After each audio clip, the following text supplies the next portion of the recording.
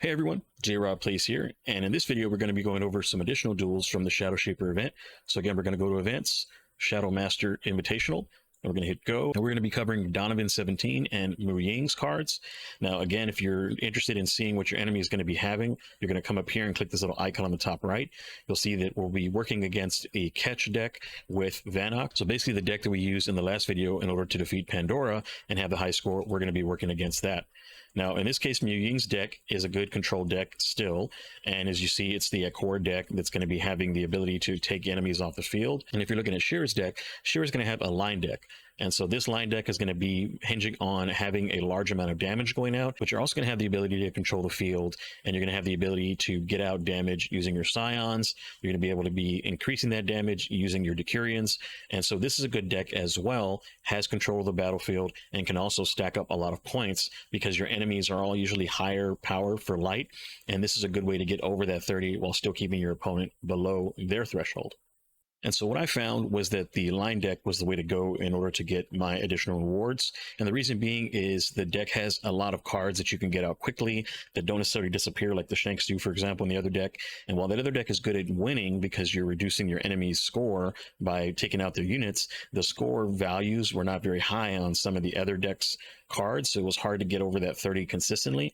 And in this case, the line deck again has some good high level cards while still being able to have that control of the field and also being able to buff the units next to it to kind of get your power up above where you need to be.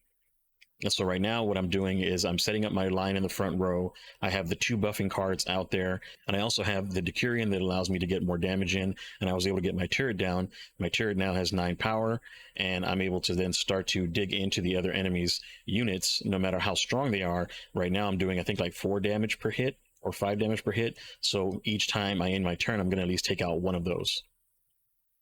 And you notice there what I did is I focused on the card in the middle because it's got the higher power, and then cards next to it were going to be eliminated either way.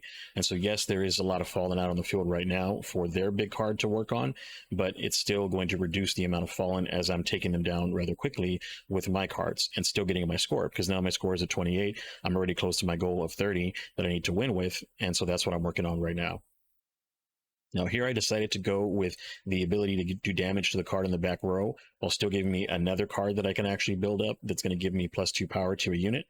And I didn't really matter which unit I picked. I could have picked any unit, but I just decided to go with a unit that had already taken some damage. So now I'm at 40 right now, and the other enemy only has 3 units out there to power up because I've already eliminated all of them.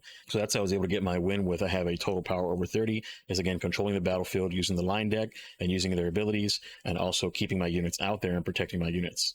So now let's move on to the next opponent. That's going to be Ying. Now, Ying has a deck where it's going to be full of the Fallen, just like the prior deck that we looked at. In this case, it's the Ikora deck, and it has a lot of offensive capabilities. So you have to take that into account when you're choosing your deck against Ying. You have the option of having a Pandora deck, which is the Gorilla deck, which can do good and actually can get you a lot of power, especially when you're looking at giving +4 power to everything in the row. But in my case, I decided to go with the Donavan deck because I knew that using the Donavan deck was going to allow me to take advantage again of Vanok and get me a high score at the very end. So even if I did lose some cards in the process, having that additional bump with all of my fallen out on the field and every card in here is a fallen from the Vanok play would win me the battle and get me over 30. And that's exactly what it did. So let's take a look at that. And again, too, this is kind of a one-shot thing. I believe this was my very first duel of the day. I didn't have to go through many tries with this because the deck started out with a good start. I was able to start out with units with lower power, lower light in order to get that going. Although I missed the first round, at least it's not 2 rounds. Another benefit is that the AI will play cards kind of out of character. That Shank isn't going to do anything to me, so I was able to get my card down, and that kind of made up for not having that first round. They also had basically a wasted round. Now, whenever I see damage cards out there like that, I always want to try to take them out if I can. But in this case, it was too good to pass up the opportunity to get out additional dregs and to get that additional bump, that little combo that you have where you're putting down the dreg that can get power from enemies being summoned in that row, and then getting out ahead with having fallen units, so that way when you play your Vanok card, it'll buff all those fallen units. So now what I'm looking at is just what I'm going to play next.